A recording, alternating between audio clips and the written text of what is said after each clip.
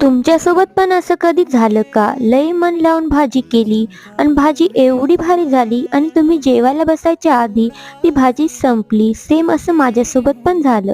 खूप दिवसापासून पावभाजी बनवायची होती, पण घरी पावभाजीचं साहित्य नसल्यामुळे बनवायचं राहून गेलं.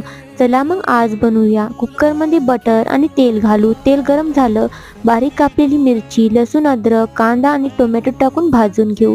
लाल तिखट, काश्मीरी लाल मिर्च, हळद आणि पावभाजी मसाला घालून परतून घेऊ.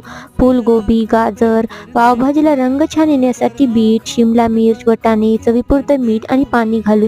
6-7 सिटी येऊ द्यायची आहे. बघा मस्त शिजली गेली. माझ्याकडे मॅशर नसल्यामुळे मी ग्लासनी मॅश केलं. तडका देऊया. त्यासाठी बटर आणि पावभाजी मसाला घालू. तुम्हाला वाटलंच तर तुम्ही तडका मारा. कोथिंबीर घालू आणि हो, या पावभाजी खायला. व्हिडिओ आवडली असेल तर लाईक, शेअर, सबस्क्राईब. धन्यवाद.